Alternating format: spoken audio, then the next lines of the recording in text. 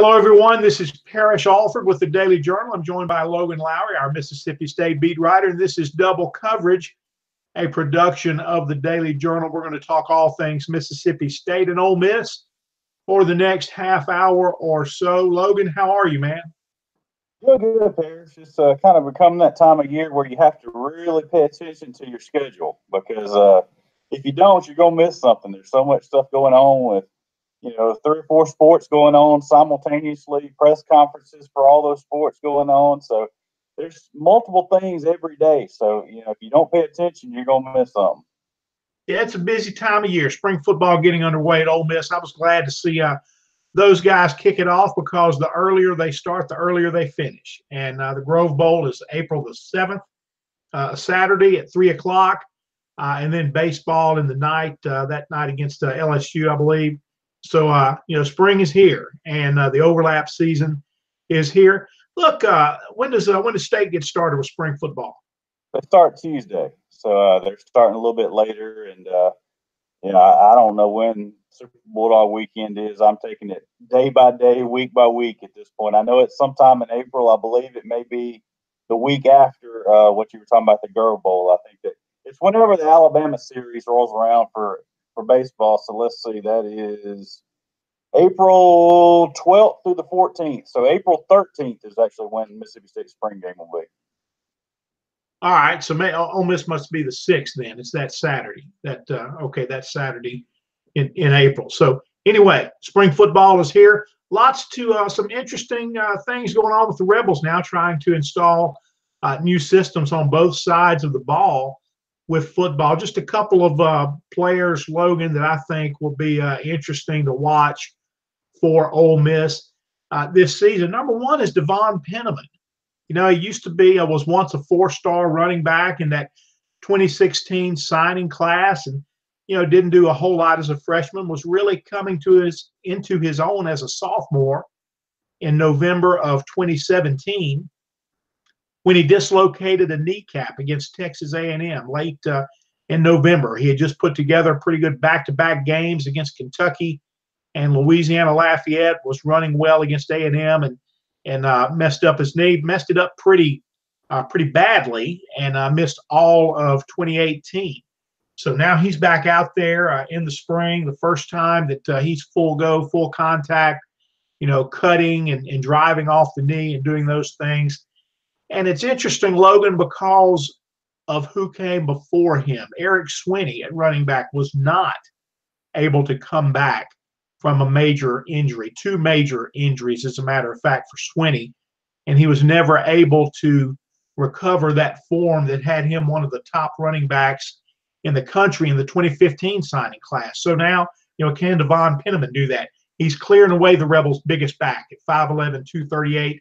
He's the guy that can get you the short, tough yards, can break tackles, and do a lot more than that if he's full strength. So, be interesting to watch him this spring and see what kind of spring Devon Penniman can have at running back. And, look, it's a different day in the Ole Miss offense. Phil Longo was going to throw it every down or throw it as much as he could.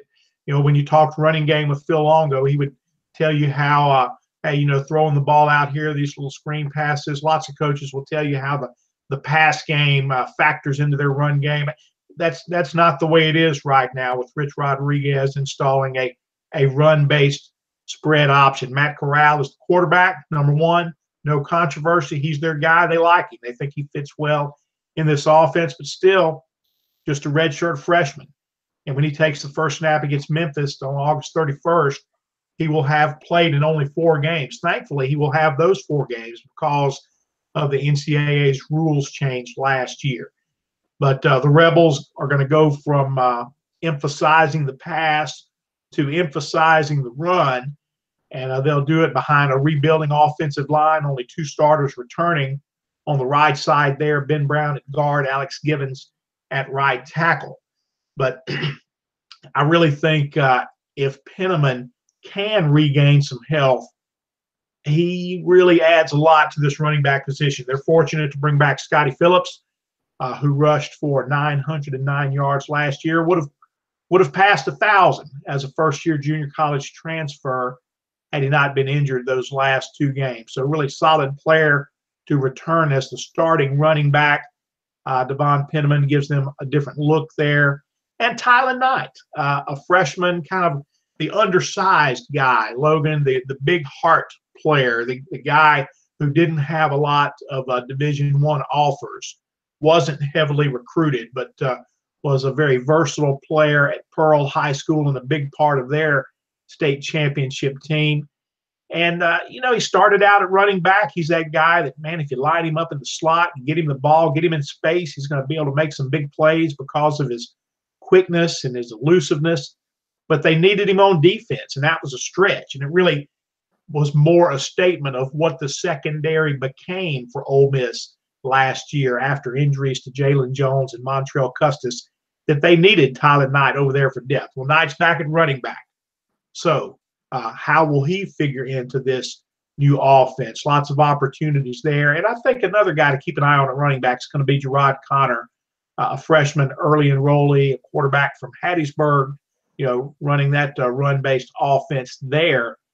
Really shined in the Mississippi-Alabama All-Star game, Mississippi's MVP, with over 100 yards rushing. He'll get some opportunities as well. So while Rich Rodriguez takes over an offense that was built to throw the ball and had a lot of ability at wide receiver, 3 of those guys at the NFL Combine right now, there are still some things, some pieces to work with for him to get his system in. It's not like he's coming in to a pass offense that is void of talent at running back. Question marks for sure, but some ability as Rich Rodriguez tries to install his system at Ole Miss. Shifting gears a little bit, the Rebels let a big one slip away Wednesday night in a 73-71 loss to number 7 Tennessee. Logan, they get down there, 18 seconds left. You got a 1-point lead.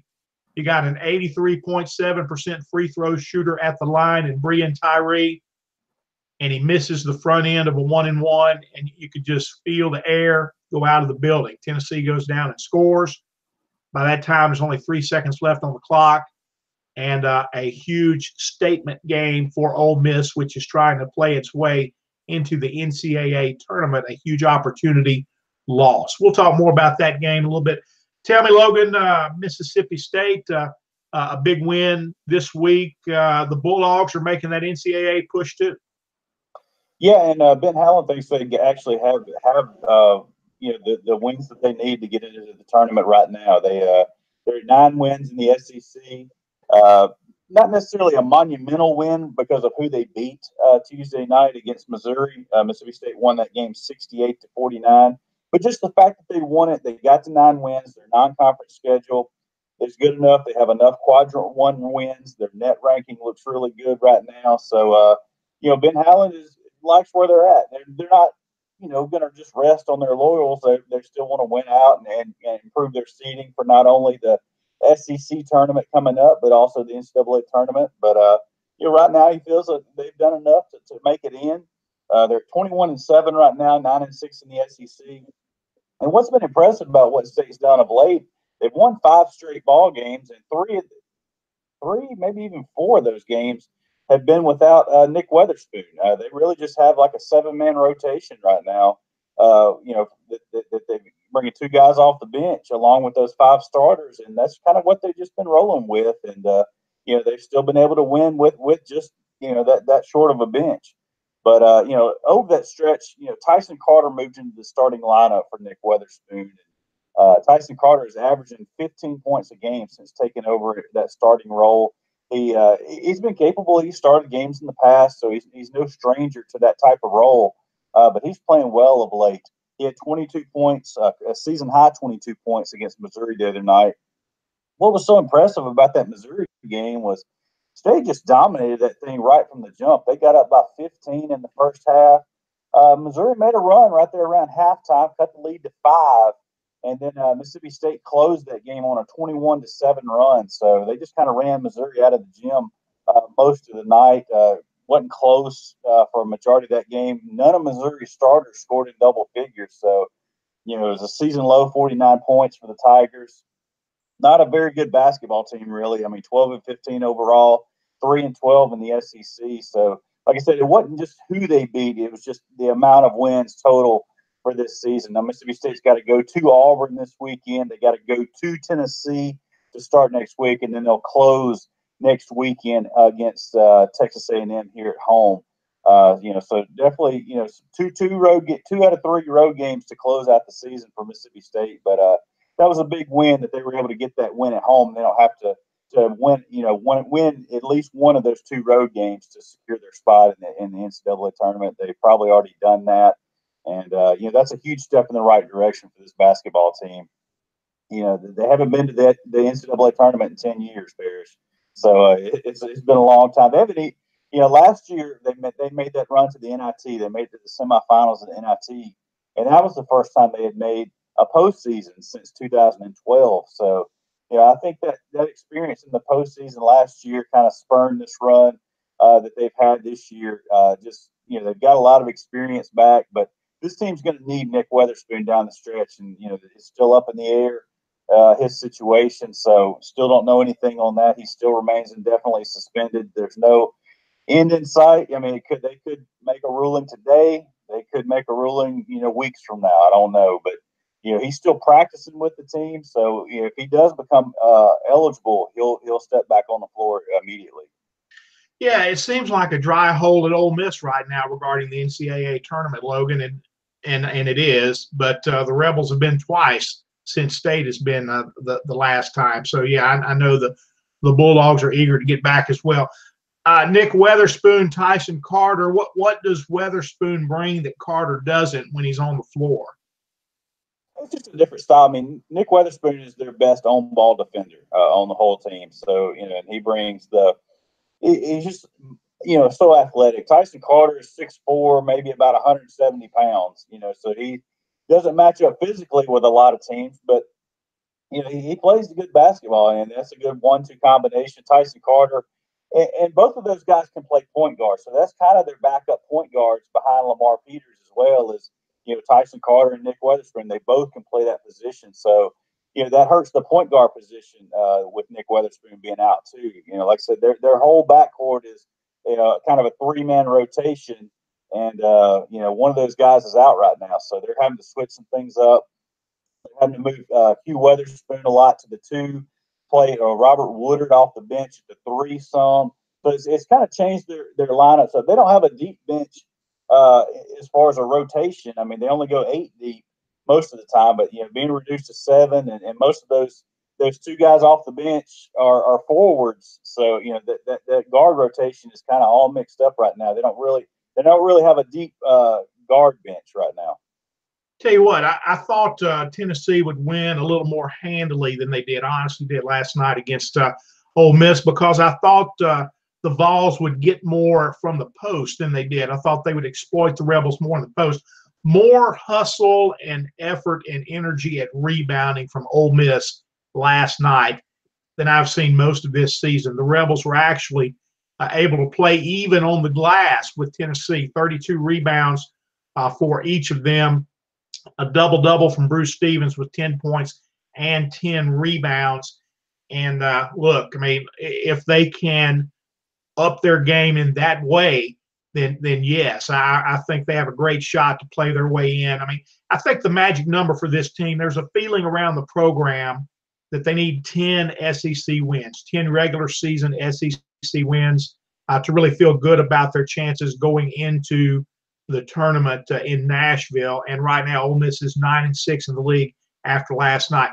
Got a lot done on the glass, and that's one of the reasons they were able to hang around. I know a lot of people will look at Breon Tyree's missed free throw, and they should, because if he goes to the line there, an 83.7% shooter and makes 2, doesn't guarantee that they're going to win that game, but the chances just skyrocket that they will.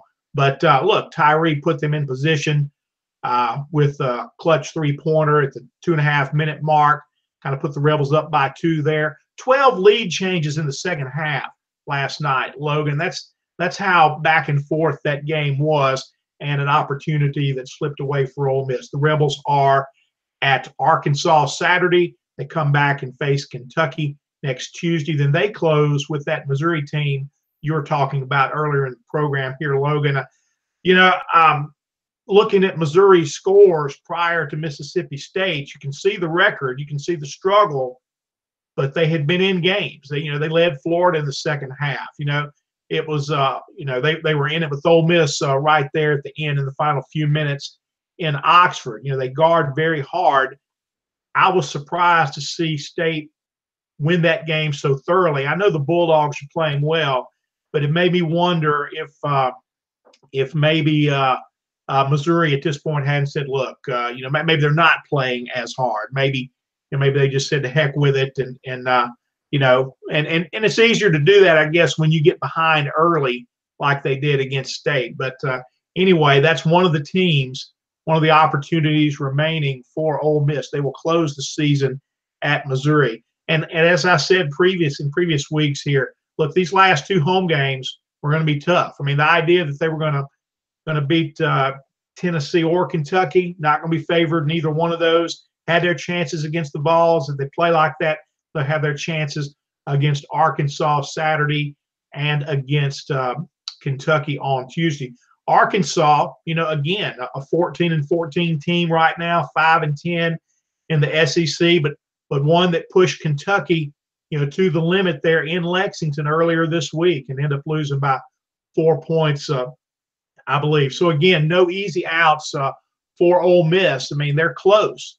But we've seen Ole Miss basketball get close to the NCAA many times in the last 10, 12 years under Andy Kennedy. They'd be right there. They only got over the hump 2 times. Can they get over the hump right now in a season under Kermit Davis that has already exceeded expectations? Logan, they'll look back at this season and you'll say, man, that team was picked to finish last, and they won 9 conference games at least. But there will be disappointment if they don't close the deal right now and get in the NCAA tournament. There's no way around that. Expectations change on the fly. This group is no longer viewed as a last place team, and they have a chance to do something really special, already exceeding expectations on the season, but a chance to do something really special if they can play their way into the tournament. Shifting gears, we got a few minutes left, Logan. Let's talk baseball. Ole Miss is at home this weekend against Long Beach State. Now, Logan, as a college baseball connoisseur, the history of the Long Beach State program. Okay, right now, I mean, you know what they have accomplished. Right now, that group is 0-7. Okay, now listen to this. Now they're 0-7.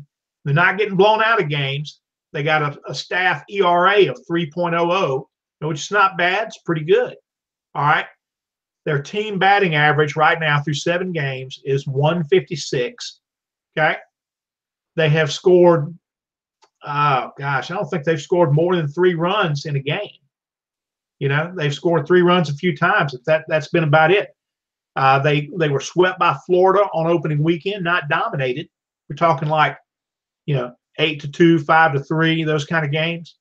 Okay, not dominated, but they were swept by Florida, lost to San Diego, and then swept by Nevada this past weekend. So it's a program with a proud tradition that comes to Oxford this weekend, but an 0-7 team, and we'll see. Ole Miss, I know they carry that number 10 D1Baseball.com ranking right now. They're 5-2.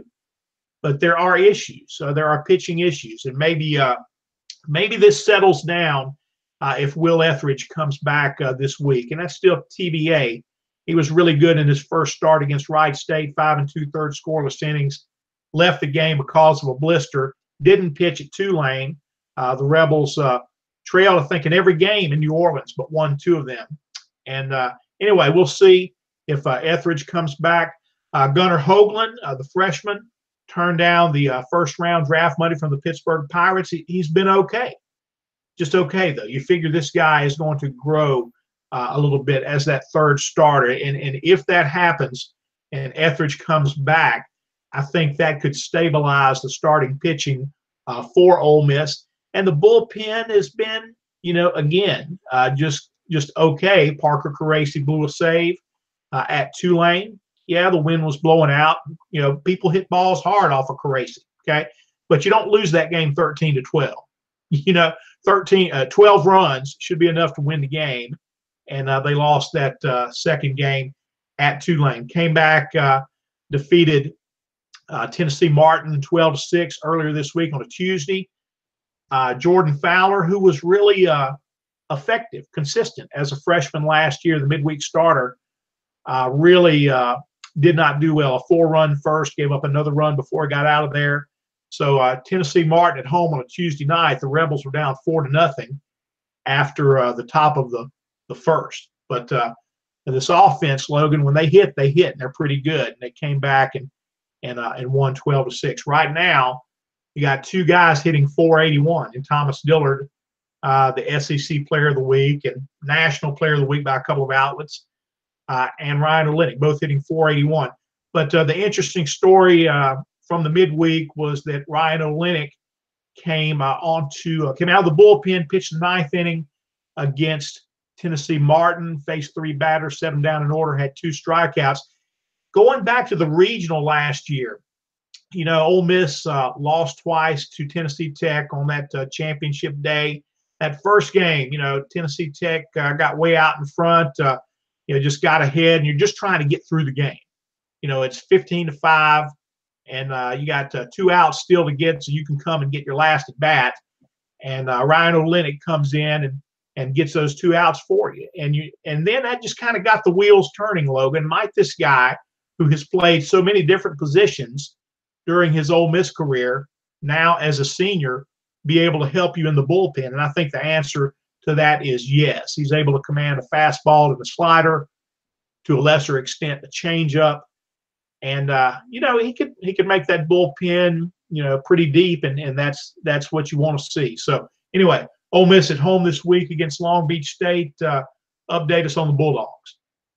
Well, State's 8-1 right now, and the one loss that they had was against Southern Miss over the weekend. They lost the opener on Friday. They lost it 1-0 in 10 innings. Parrish State out hit Southern Miss, I think 7-3 in that ball game, and didn't score a run. Got 7 hits, just kind of scattered them out, and hit the ball hard a lot that day. Just found some gloves, couldn't get anything going, and it's kind of bad.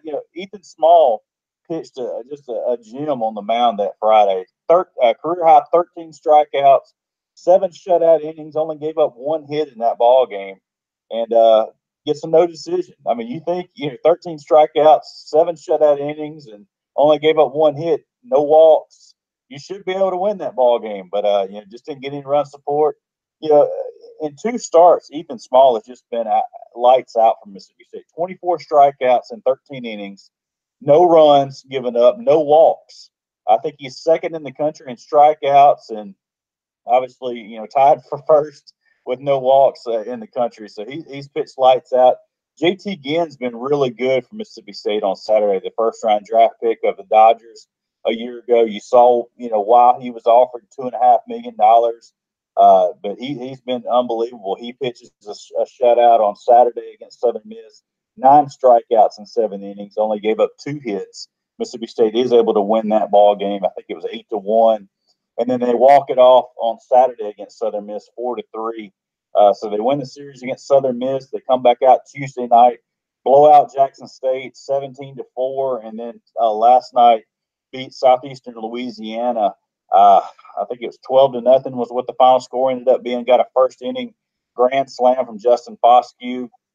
State's hit the ball well as far as their power numbers. The ball seems to be traveling a little better at this new Dudy Noble field as opposed to the old one. And, they were able to hit some home runs. I think that was Foscue's 4th homer already.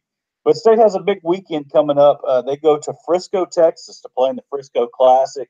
They're going to play a bunch of good teams out there. They start off with Sam Houston State on Friday. They play Texas Tech. It'll be a huge ranked matchup on Saturday. And then they finish up with Nebraska on Sunday. So it's will be some good baseball for Mississippi State. Mississippi State's right now ranked 12th by D1 baseball. So they're 2 spots behind Ole Miss right now. They're 8-1, probably should be 9-0 right now.